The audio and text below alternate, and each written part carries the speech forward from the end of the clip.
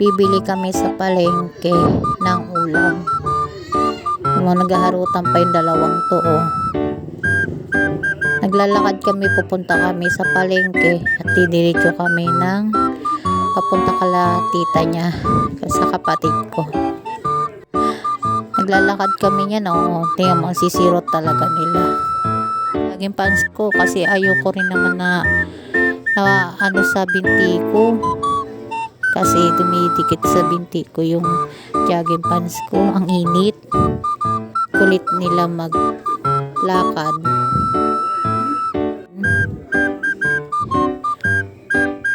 Wala pa kami sa kalahati. Kulit talaga maglakad nito. Hawak pa yung short niya. Pati yung hindi ko alam kung nagkakamot yan o hawak niya yung short niya.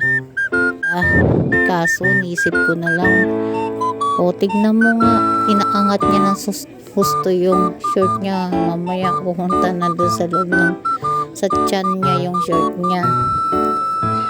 Bala ko magtinda, kaso hindi na lang matuloy kasi tanghali na rin naman. Kaso magluluto pa no oras na, matagal din kasi ang busisi sa pagluluto.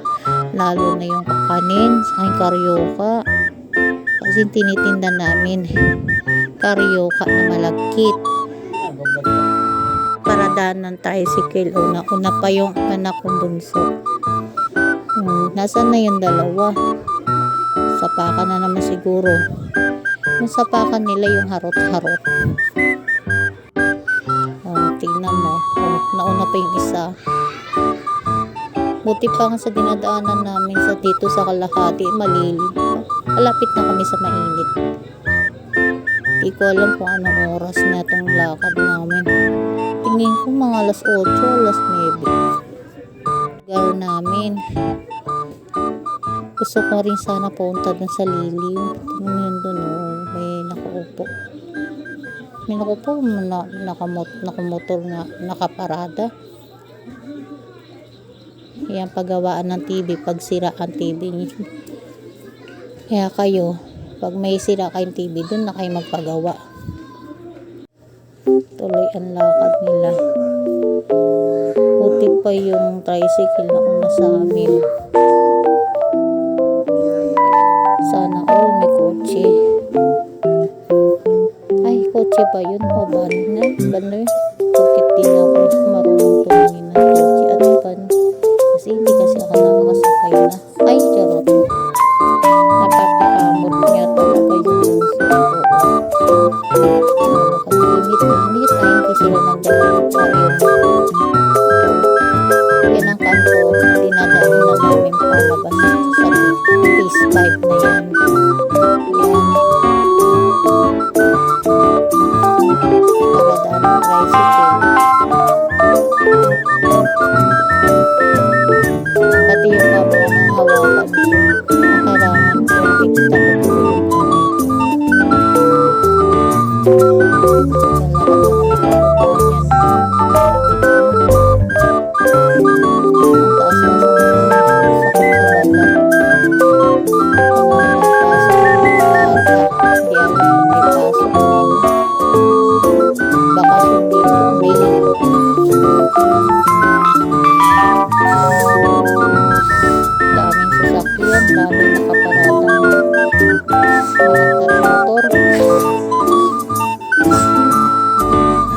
tuloy pa rin ang pagwawalis niya.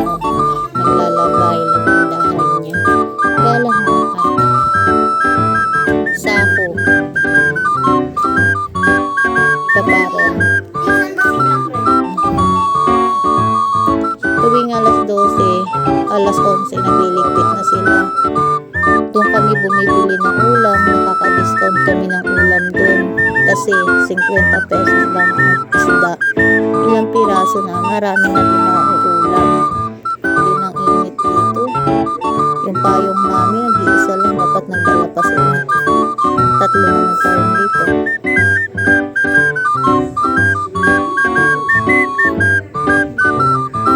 Dapat dito ako naman sa lilim. Parang wala na akong pakialam kahit sa init. Yung payong naman, kasi tumatagos pa rin yung init.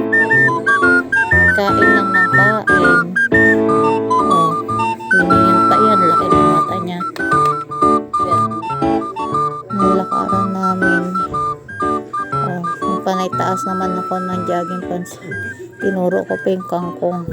Inisip ko kung ano ulamin namin. Ayun ako, naglalakad ako. Oh. Iba na talaga pag nanay ka na talaga. Lalakad ka na maluwag na yata sa akin ng pajama ko. Pajama pala ng anak ko yun. Nahiram ko. Wala, kakaklabahan kasi hindi ako nakapaglaba.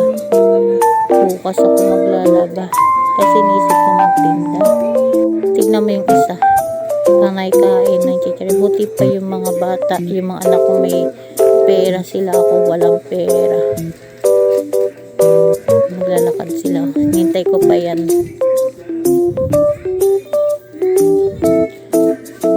Tingin ko dyan alas 10 na yan kasi parang stagliran yung payong, yung anino ko ba.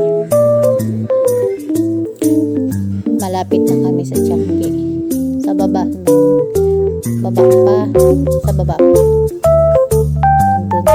doon na nakatira yung ate ko. Paan lang din sila, kung saan lang din ako tumitingin.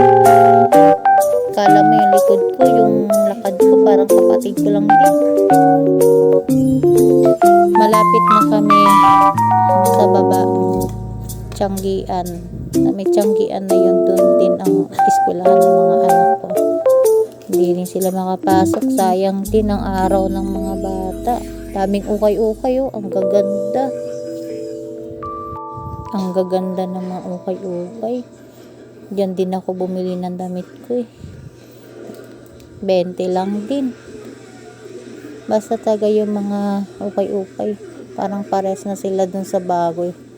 Yung bago saka yung luma, pares na sila, kulang na lang din sa laba. Kamukha ng motor namin. Ayan, naglalakad kami. Mga naglalaro dyan, oh. Kahit mainit, sige lang ng laro. May nagiinuman pa, oh. Buti sila, hindi sila inatake ng stroke. Tapakainit. Naglalakad kami dyan, oh. Hindi ko alam kung saan ako dadaan, oh. Minto pa ako. Oh, sinabihan ko pa yan ako na saan tayo dadaan. Ay, naglalakad ako dyan. Okay na ako. Kinakausap ko yung anak ko. Baba na kami, malapit na dyan.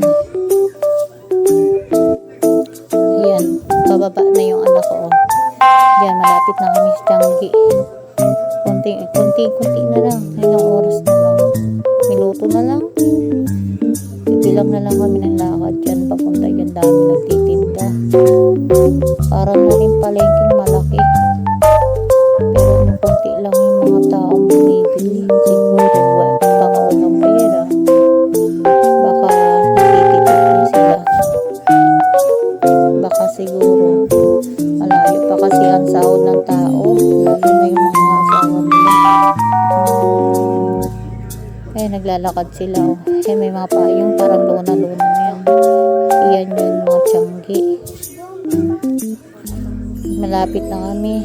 Mukha yatang magpapaalam na yata ako sa inyo. Puputulin ko muna ang usapan natin. Bababa pa kami para puntahan ko ang ate ko. Naniningil ako. Pandagdag din panggastos. Ayan, oh, dami nagtitinda. Saging. Mura lang dyan. Mura lang nagtitinda dyan. Ayan, oh. May bandan sa may Tagaliran. Eskwela ng mga bata yun. Ayan, naglalakad kami. Imuko pa ako niyan. Bibili mga bata, ay mga anak ko ng chichirya. Ayan, oh, mura lang dyan, 5 piso lang. Ang lalaki. Ayan, oh, mura lang dyan. Magtatanong pa nga ako sa biskwit. Ayan, ang lalaki ng chichirya. Oh, mura lang. 5 piso lang yan, mga yan. Tanong pa ako dyan, oh. Nagtanong ako ng biskwit. 50 pag isang balot na malaki. Ngayon, bumibili yung anak ko. Isa lang bibilihin yan. Tapos bibili pa ng chichirya yan doon sa tindahan. Dapat dito na lang siya bumili. Oh, tinignan ko, nawakan ko pa nga, parang pwedeng pang merienda. Pang ano, tanghali. Ay ano, hapon pala. Oh, parang busog na busog talaga ako dyan. Oh, laki na ng dilbit ko. Oh my God. Oh my God. Ang dami nabili ni ate. Na plastic niya. Ayan, 5 piso lang yung mga chichiryan na yan. Oh, mura na. Lakad na kami yan. Sinamahan ko lang yung bunso kung anong bibiliin niya. Naman pa ako yan.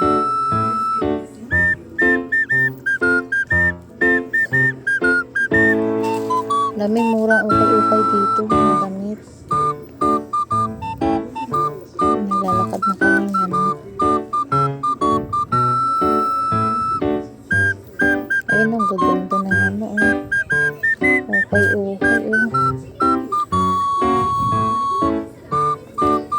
Yun, yung nakikita nyo sa dulo ng inang eskwelahan. Diyan sila pumapasok. Yung mga anak ko. Naglalakad. Lalakad na kami. Nagsinilip pa ako dun. Tinanong ko pa kung magkano yung baby bra.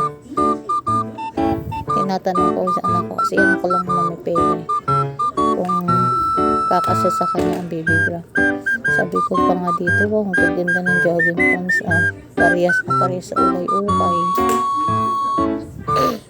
Ayun, naglalakad ulit kami. Pupunta kami doon sa kapatid ko.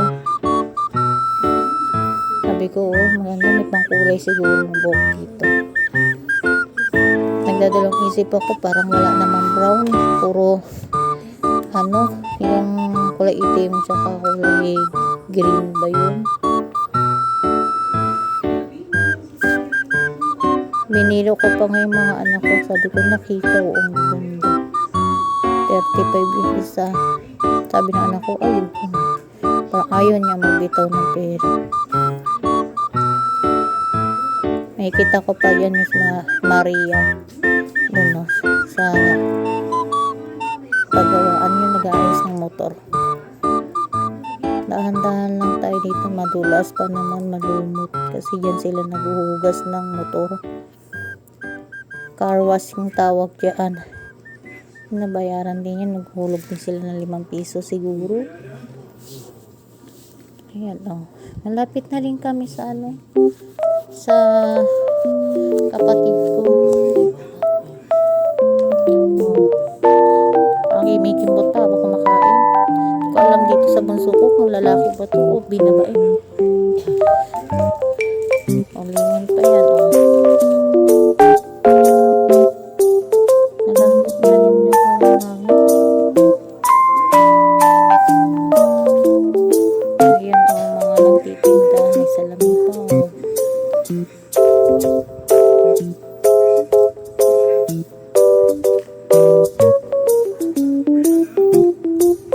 Halos mga hakbang ko niyan, malalaki na rin.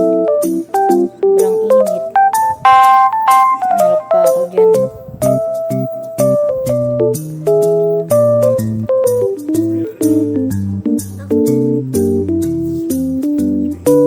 Yan, nakikita ko na yung binilihan namin ng silver na kwintas. Mura lang dyan. Diyan kami bumili. 500, 600. Ang 1,000 sa kanya, 2 kwintas na yan. Naka-discount ka pa. Dito lang yan mabibili sa lugar namin. Pag gusto niya pumunta dito, makakamura lang kayo dito. Kaso mahal ang pamasahe. Nakabili kayo ng silver dito, pero sa mall yan, magkano yan? Tinitimbang pa nila ang silver. Ayan ang simbahan. Nagdasal pa ako niyan at nag-cross pa. Ay, naglalakad kami niyan. Paano pa yung pit ko niyan. Woo!